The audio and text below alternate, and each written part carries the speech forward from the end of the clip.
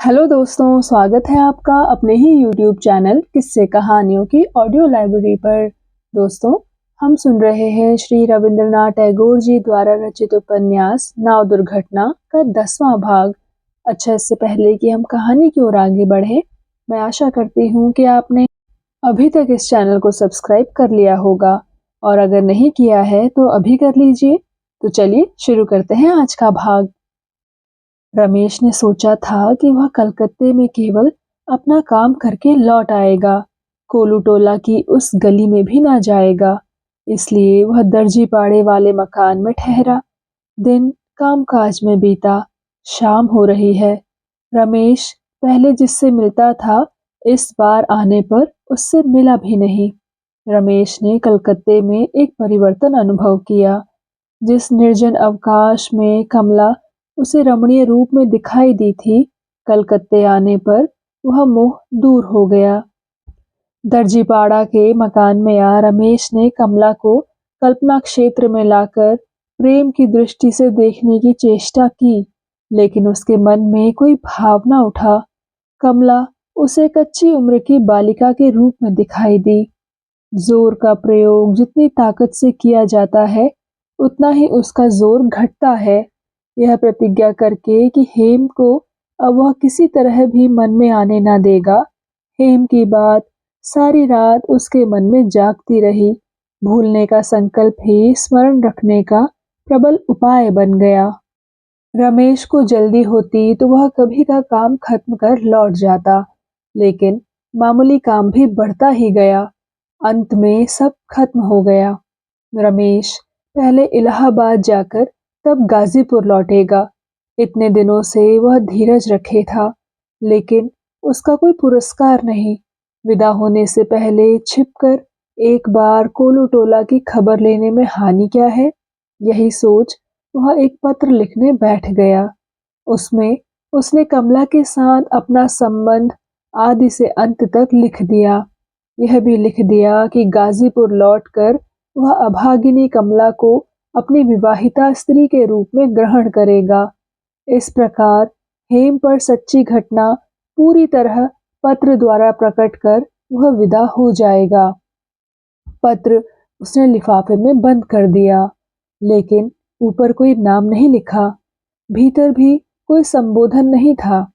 अन्नदा बाबू के नौकर रमेश को बहुत मानते थे। उस मकान के नौकर रमेश से इनाम पाया करते थे। रमेश ने तय किया था कि वह रात को कोलू टोला के मकान में जाकर दूर से हेम को देख आएगा और किसी नौकर से यह चिट्ठी उसके हाथ में पहुंचवाकर बंधन को तोड़कर चला जाएगा। संध्या को रमेश ने पत्र हाथ में ले चिर परिचित गली में कांपते हृदय से प्रवेश किया। दरवाजे के पास आकर उसने देखा कि मकान में सन्नाटा और अंधेरा है। तब भी रमेश ने दरवाजे पर थपकी दी। 2-4 थपकी देने पर भीतर से दरवाजा खोलकर नौकर बाहर आया। रमेश ने कहा, कौन है? सुक्खन? बैरा बोला, हाँ बाबू। रमेश ने पूछा, बाबू कहाँ गए हैं? बैरा बोला, दीदी को लेकर पश्चिम में हवा खाने गए हैं। रमेश ने पूछा, किधर गए हैं? बैरा ने कहा, यह मैं नहीं जानता। रमेश ने आगे सवाल किया, साथ में कौन गया है? बैरा बोला, नलिन बाबू है। रमेश ने पूछा, यह नलिन बाबू कौन है? बैरा बोला, यह भी मैं नहीं जानता। रमेश ने जान लिया कि नलिन बाबू कोई युवा पुरुष है। वे कुछ दिनों से घर में आते जाते हैं। यद्यपि रमेश हेम को त्याग करके ही जा रहा था, तथापि नलिन बाबू के प्रति उसके मन में ईर्ष्या हुई। रमेश ने पूछा, तेरी दीदी का शरीर कैसा है? बैरा ने कहा, शरीर तो अच्छा है। बैरा समझा कि इस खबर से रमेश बाबू खुश होंगे। अंतर्यामी जानते हैं सुक्खन ने गलत समझा। रमेश ने कहा, मैं ऊपर जाना चाहता हूँ। बैरा रमेश को ले गया। रमेश कोठरी में एक बार घूमा और एक कुर्सी पर बैठ गया। देखा, घर की हर चीज पहले के ही समान है। बीच में नलिन बाबू कहाँ से कूद पड़े? संसार में किसी के अभाव से अधिक दिन तक शून्यता नहीं रहती। जिस खिड़की में एक दिन हेम के पास खड़े हो सूर्यास्त के समय दोनों का मिलन था, उस खिड़की में क्या अब सूर्य की आभा नहीं आती? यदि उसी खिड़की के पास और कोई युगल मूर्ति की रचना चाहो, तो क्या पहला इतिहास बाधा देगा? दुख से रमेश का हृदय डोल गया। रमेश सीधा गाजीपुर चला आया। कलकत्ते में रमेश 1 महीना रहकर आया है। 1 महीने की प्रतीक्षा कमला के लिए कम नहीं। कमला के जीवन में एक स्रोत बड़ी तेजी से बह रहा है। कमला की नारी प्रकृति सचेत हो उठी है। शैलजा से घनिष्ठ परिचय होते ही वह अपने अधिकार समझ चुकी है। रमेश के आने में विलंब होते देख शैलजा के विशेष अनुरोध से चाचा ने कमला के रहने को एक बंगला ठीक किया है। असबाब संग्रह कर मकान रहने योग्य बनाने की तैयारी हो रही है और नई गृहस्थी के लिए नौकर नौकरानियां भी ठीक कर ली गई हैं। बहुत दिनों बाद जब रमेश गाजीपुर आया, तब चाचा के मकान में रहने की आवश्यकता न रही। कमला ने अपने नए मकान में जाकर गृहस्थी जमा दी। नए बंगले में बाग लगाने को काफी जमीन है।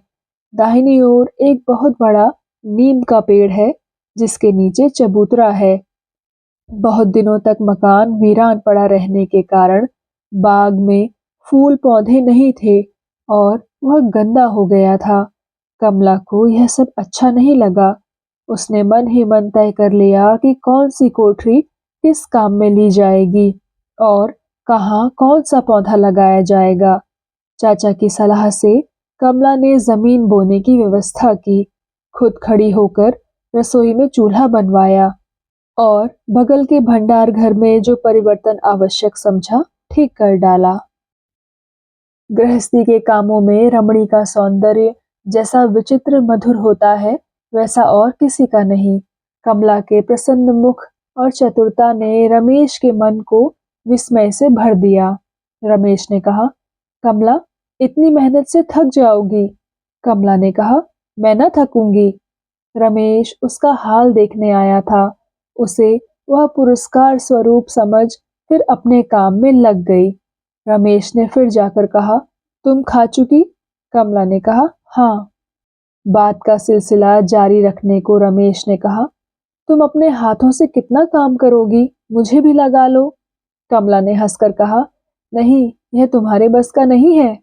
रमेश ने कहा, पुरुष बहुत सहनशील होते हैं, इसलिए तुम लोगों की इस अवज्ञा को हम बर्दाश्त करते हैं, विद्रोह नहीं करते। यदि मैं भी स्त्री होता तो खूब झगड़ा करता। चाचा को तुम काम में लगा देती हो, क्या मैं उनसे गया बीता हूँ? कमला ने कहा, यह मैं नहीं जानती। रसोई घर में झाड़ू देनी है, तुम यहाँ से हटो, बहुत धूल उड़ेगी। रमेश ने बातें जारी रखने को कहा, धूल किसी का लिहाज नहीं करती। कमला बोली, मेरा काम है इसलिए मैं धूल सहती हूँ, तुम क्यों बर्दाश्त करोगे? रमेश ने कहा, तुम जो तकलीफ सहोगी उसका कुछ हिस्सा मैं भी सह लूंगा। कमला का चेहरा लाल हो गया। रमेश की बातों का कोई उत्तर न दे उसने जरा हटकर कहा, उमेश, यहाँ पानी डाल दे, कितना कीचड़ जमा है, झाड़ू तो मुझे दो। रमेश ने कमला को झाड़ू देते हुए हंसकर कहा, कमला, यह क्या कर रही हो? इसी समय पीछे से आवाज आई, क्या रमेश बाबू हैं? यहाँ बेकाम का काम कौन सा हो रहा है? अंग्रेजी पढ़कर आप लोग साम्य का विचार प्रकट करते हैं। झाड़ू देना अगर इतना घृणित है, तब नौकर के हाथ में ही क्यों झाड़ू देते हैं? मैं तो इन सती माई के हाथ में झाड़ू की प्रत्येक सीख को सूर्य किरण की तरह उज्जवल देखता हूँ। बेटी, तुम्हारा जंगल में साफ करा आया, अब बताओ कौन तरकारी कहाँ बोओगी? कमला ने कहा, चाचा जी, अभी चलती हूँ। कमला घर की सफाई कर बाहर चाचा के साथ तरकारी बोने के संबंध में सलाह करने लगी। इस तरह दिन समाप्त हो गया। घर की सफाई पूरी तरह नहीं हुई। बंगला बहुत दिनों से बंद था। यह स्पष्ट हो गया कि 2-4 दिन सफाई करने के बाद ही ये मकान रहने लायक बन सकेगा। लाचारी से आज शाम के बाद चाचा के घर ही आश्रय लेना पड़ा। इससे रमेश का मन कुछ दब गया। वह दिन भर यही सोचता रहा कि अपने एकांत कमरे में शाम को कमला की सहज मुस्कुराहट के सामने रमेश अपने परिपूर्ण हृदय को अर्पण कर देगा। लेकिन जब 2-4 दिन यही रमेश अपने अदालती काम से इलाहाबाद चला गया। अगले दिन कमला के नए मकान में शैल को चिवड़े की खिचड़ी का निमंत्रण किया। विपिन के ऑफिस जाने पर शैल निमंत्रण में गई। कमला के अनुरोध से चाचा ने सोमवार को स्कूल से छुट्टी ले ली। दोनों ने मिलकर नीम के नीचे रसोई चढ़ा दी। उमेश सहायता करता रहा। भोजन हो जाने पर चाचा घर में जा दोपहर की नींद लेने लगे और दोनों सखियां नीम के नीचे बैठ अपनी बातों में लग गई। इस बातचीत में कमला को नदी का किनारा, जाड़े की धूप और पेड़ की छाया बहुत मनोहर लगी। कमला का हृदय आकाश से ऊंचाई पर मंडराने लगा। शाम होने से पहले ही शैल घबरा उठी। विपिन के ऑफिस से आने का समय है, कमला ने कहा। क्या एक दिन भी नियम नहीं टूट सकता? शैल ने कोई उत्तर न दे हंसकर कमला की ठोड़ी हिला दी। उसने बंगले में जाकर अपने पिता को जगाकर कहा, मैं घर जाऊंगी। कमला की ओर देखकर चाचा ने कहा, तुम भी चलो। कमला ने कहा, मैं शाम को आऊंगी। चाचा अपने पुराने नौकर और उमेश को कमला के पास छोड़ शैलजा को घर पहुंचाने चले गए। कमला ने जब अपने घर की सफाई खत्म की तब सूर्य अस्त हुए न थे। वह शरीर पर एक रैपर ओढ़ नीम के पेड़ के नीचे बैठ गई। उसी समय उमेश सामने आ खड़ा हुआ। हंसकर बोला, माँ जी, बहुत देर से तुमने पान नहीं खाया है। उस मकान से आते समय मैं पान ले आया हूँ। यह कहे उसने कागज में लिपटे कई बीड़े कमला के हाथ में दिए। कमला ने देखा कि संध्या हो गई। वह उठी। उमेश ने कहा, चक्रवर्ती बाबू ने गाड़ी भेज दी है। कमला गाड़ी पर सवार होने से पहले एक बार बंगले की सब कोठरियां देखने के लिए भीतर गई। बड़े कमरे में आतिशदान बना था। उसी से सटे ताक पर केरासिन की कुप्पी जल रही थी। उसी ताक पर पान की पुड़िया रख वह कुछ और देखने जा रही थी। वहां रमेश के हाथ से लिखा एक कागज उसे दिखाई दिया। कमला उसे पढ़ने लगी। हेम को रमेश ने विस्तार में जो पत्र लिखा था यह वही था। रमेश से वह कब गिर गया इसकी उसे कोई खबर नहीं। कमला ने पत्र समाप्त किया। उमेश ने कहा, माँ जी, चुपचाप क्यों खड़ी हो? रात हो रही है। मकान में सन्नाटा था। कमला के चेहरे को देख उमेश डरा। उसने कहा, माँ जी, घर चलो, रात हो गई। चाचा के नौकर ने आकर कहा, माँ जी, गाड़ी बहुत देर से तैयार खड़ी है, चलिए। घर पर शैलजा ने पूछा, आज तुम्हारी तबीयत ठीक नहीं, क्या सिर में दर्द है? कमला बोली, नहीं तो। चाचा कहाँ है? शैलजा बोली, स्कूल की बड़े दिन की छुट्टी है। दीदी को देखने के लिए माँ ने उन्हें भेजा है। कुछ दिनों से दीदी की तबीयत अच्छी नहीं है। कमला ने पूछा, कब आएंगे? शैलजा बोली, उन्हें आने में 1 सप्ताह लगेगा।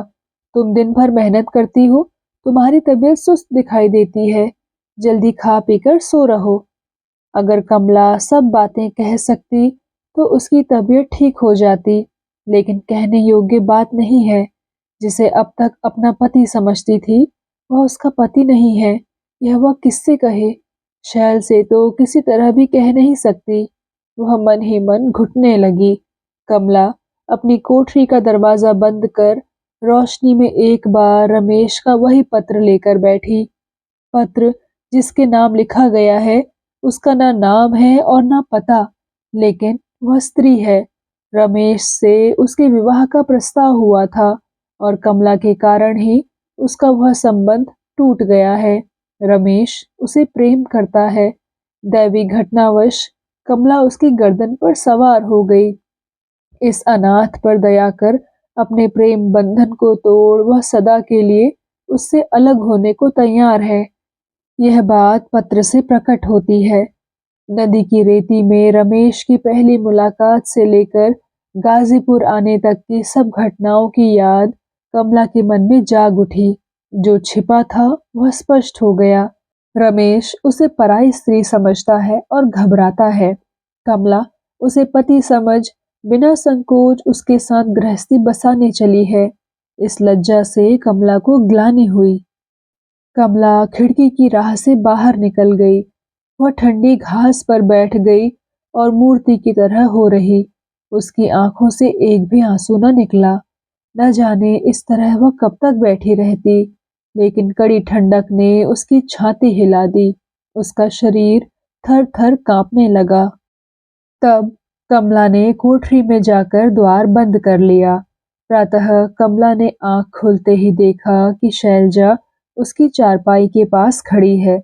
बहुत दिन चढ़ा समझ कमला तुरंत बिछौने पर उठ बैठी। शैल ने कहा, नहीं, तुम उठो मत, थोड़ा और सो लो। तुम्हारी तबीयत अच्छी नहीं है। तुम्हारा चेहरा बहुत सूखा दिखाई दे रहा है। क्या हुआ है, मुझसे कहो ना। यह कह शैलजा ने उसके गले में अपनी बाह डाल दी। कमला रो पड़ी। उसके आंसू रोके नहीं रुकते थे। शैलजा ने उसे अपने दोनों हाथों से लिपटा लिया। कुछ देर बाद कमला एकाएक शैलजा के हाथों से निकलकर खड़ी हुई। आंखें पोंछकर जोर से हंसने लगी। शैल ने कहा, रहने दो, अब हंसने की जरूरत नहीं। मैंने बहुत सी लड़कियां देखी, मगर तुम जैसी दब्बू नहीं देखी। तुम समझती हो कि मुझसे सब छिपा लोगी। मुझे मूर्ख मत समझना। रमेश ने इलाहाबाद से तुम्हें कोई पत्र नहीं लिखा, इसी से तुम चिढ़ी हो। तुम्हें समझना चाहिए कि वह काम से गए हैं, 2 दिन में आवेंगे ही। लिखने का समय नहीं मिला तो तुम इतनी नाराज हो गई हो। कमला को छाती के पास खींच शैल ने कहा, तुम सोच रही हो कि रमेश बाबू को कभी माफ ना करोगी, सच कहो। कमला ने कहा, हाँ, यही बात है। शैल ने कमला को प्यार का थप्पड़ लगाकर कहा, अच्छा, मैं भी देखूंगी। शैल ने इलाहाबाद में अपने पिता को पत्र लिखा। कमला रमेश बाबू की कोई चिट्ठी न पाने के कारण चिंतित है। एक तो बेचारी विदेश में है, उस पर रमेश बाबू उसे जब अकेली छोड़ जाते हैं तो पत्र भी नहीं लिखते। इससे उसको कष्ट है। उनका इलाहाबाद का काम कब समाप्त होगा? काम सभी को होता है, क्या 2 लाइनें लिखने का अवकाश भी नहीं मिलता? चाचा ने रमेश से मुलाकात की और उन्हें इसके लिए डांटा। कमला की ओर रमेश का मन पूरी तरह आकृष्ट हो गया था। इसी कारण उसकी दुविधा और बढ़ गई। इसी दुविधा में पड़कर रमेश इलाहाबाद से लौटा नहीं है। इसी बीच उसने चाचा से शैल के पत्र का हाल सुना। पत्र से रमेश समझा कि कमला नाराज है। वह स्वयं लज्जा के कारण लिख नहीं सकी। तब रमेश कमला को पत्र लिखने बैठा। प्रियतमे, कमला, यदि मैं तुम्हें संसार में सबसे अधिक प्रिय न समझता तो कभी प्रियतमा नाम से संबोधित न करता। यदि तुम्हारे मन को मैंने कभी दुखाया हो तो आज मैं सच्चे मन से तुम्हें प्रियतमा कह रहा हूँ। उससे तुम्हारी सब वेदनाएं धुल जाएंगी। इससे अधिक और तुम्हें क्या लिखूं? अब तक मेरे कितने ही आचरण तुम्हारे लिए दुखदाई हुए होंगे। यदि तुम मेरे विरुद्ध अभियोग लगाओ तो मैं प्रतिवादी होकर तुम्हारी बातें ना काटूंगा। मैं सिर्फ इतना ही कहूंगा कि आज से तुम मेरी प्रियतमा हो। तुमसे बढ़कर प्रिय मेरे लिए और कोई नहीं। कमला, आज तुम्हें प्रियतमा संबोधन कर मैं अपने दोनों के बीच अतीत के संशयों को दूर करता हूँ।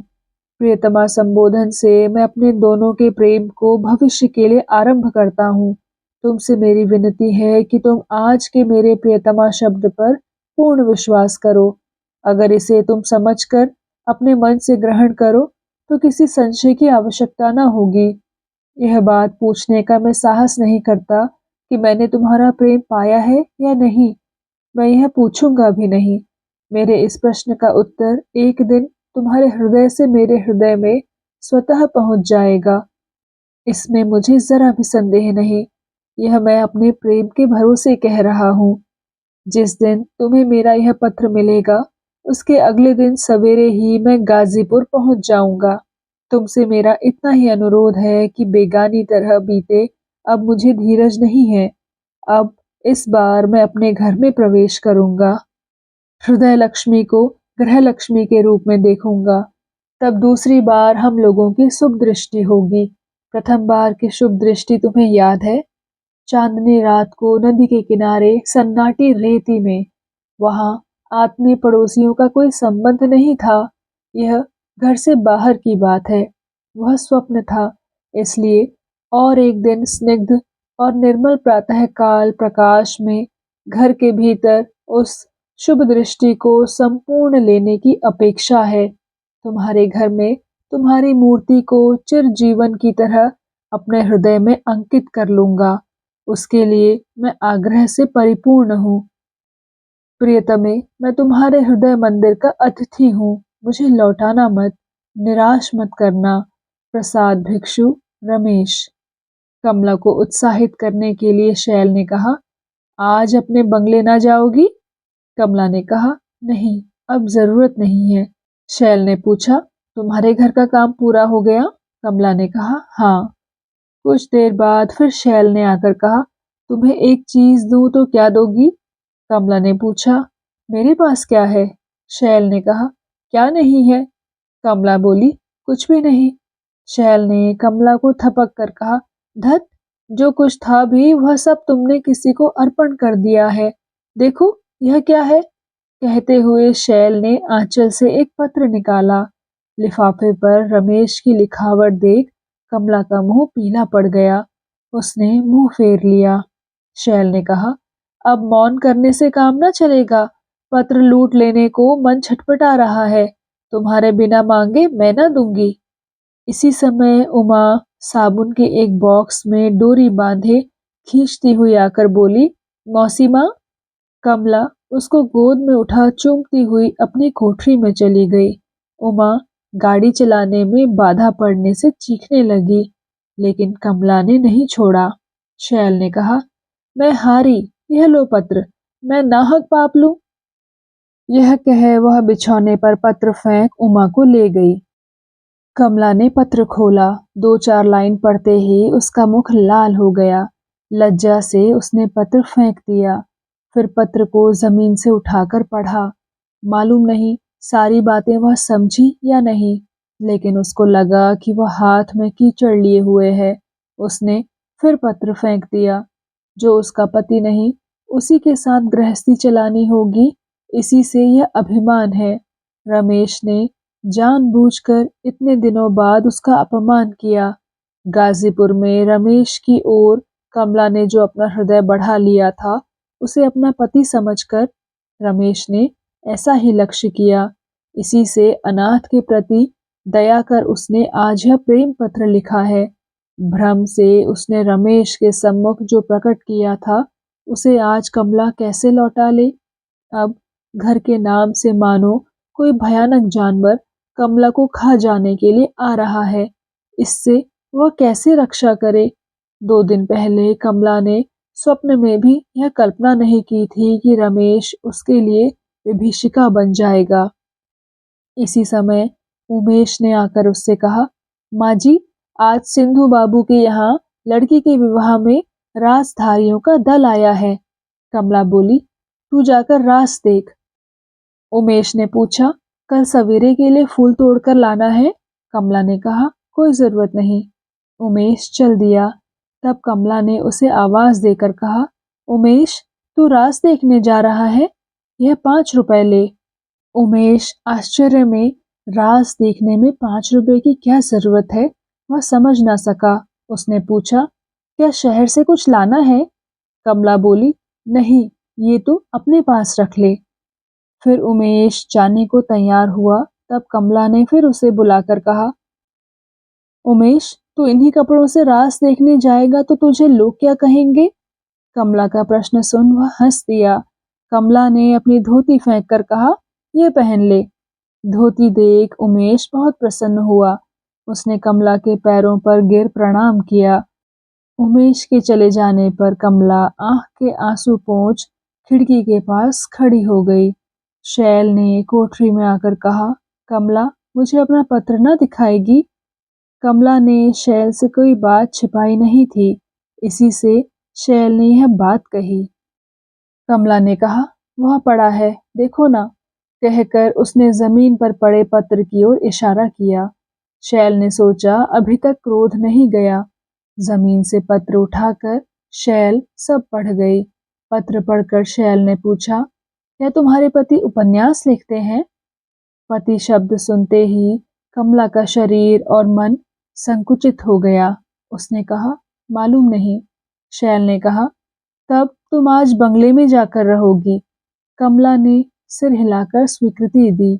शैल ने कहा, मैं भी संध्या तक तुम्हारे साथ रह सकती थी, लेकिन आज नरसिंह बाबू की बहू आएगी, इससे माँ तुम्हारे साथ जाएगी। कमला ने व्याकुल होकर कहा, नहीं, माँ जाकर क्या करेंगी? नौकर तो है नहीं। शैल ने हंसकर कहा, तुम्हारा वाहन उमेश तो है, फिर तुम्हें डर किसका? उसी समय उमा कहीं से उधर आ निकली। शैल उसे खींच लाई। वह जोर से चीखने लगी तो कमला ने कहा, तुझे एक बढ़िया चीज दूंगी। यह कह उसने उसे कोठरी में लाकर खूब खिलाया। जब उसने बढ़िया चीज मांगी तब कमला ने अपना संदूक खोल एक जोड़ा सोने का ब्रेसलेट निकाला और उसके हाथों में पहना दिया। वह डगमग करती दोनों हाथ उठाए बड़े गर्व से अपनी माँ को दिखाने आई। माँ ने लौटाने के ख्याल से ब्रेसलेट उतार कर कहा, कमला, ऐसी चीजें इसके हाथ में क्यों देती हो? इससे उमा जोर से चीख उठी। कमला ने आकर कहा, दीदी, ब्रेसलेट का जोड़ा मैंने उसको दिया है।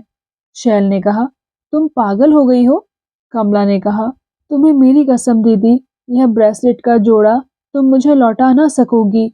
इसको तुड़वाकर उमा के लिए हार बनवा देना। शैल ने कहा, तुम्हारी जैसी पगली मैंने नहीं देखी। यह कहकर वह कमला के गले से लिपट गई। कमला ने कहा, आज तुम्हारे घर से तो मैं चली दीदी, बड़े सुख से रही, ऐसा सुख मैंने जीवन में कभी नहीं पाया। यह कहते हुए उसकी आंखों से आंसू गिरने लगे। शैल ने भी अपने उमड़ते हुए आंसू रोक कर कहा, कमला, बहुत दूर कहाँ जा रही हो?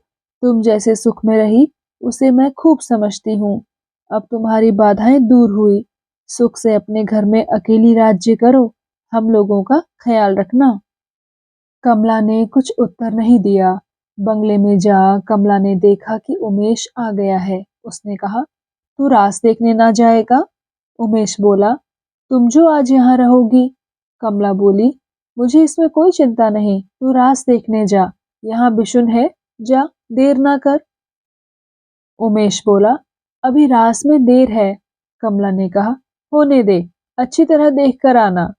उमेश को अधिक उत्साहित करने की आवश्यकता नहीं थी। उसे जाते देख कमला ने कहा, चाचा जी के आने पर तू। इतना कह वह चुप हो गई, आगे कह ना सकी। उमेश उसके मुंह की तरफ देखता रहा। कमला ने कुछ सोचकर कहा, चाचा जी तुझे प्यार करते हैं, तुझे जिस चीज की जरूरत पड़े मेरा प्रणाम कहकर उनसे मांग लेना। उनसे मेरा प्रणाम कहना ना भूलना, समझा? उमेश इसका कोई अर्थ ना समझा। अच्छा कह वहां से चल दिया। संध्या समय उसे जाता देख बिशुन ने पूछा, माँ जी, कहाँ जा रही हो? कमला ने कहा, गंगा स्नान करने जा रही हूँ। बिशुन ने पूछा, मैं भी साथ चलूं? कमला बोली, नहीं, तू घर की देखभाल कर। कहती हुई वह उसके हाथ में 1 रुपया देकर चल दी। तो दोस्तों, कैसा लगा आपको आज का भाग? कृपया कमेंट सेक्शन में आकर जरूर बताइएगा। मैं मिलूंगी आपसे इस कहानी के अगले भाग के साथ। तब तक के लिए धन्यवाद।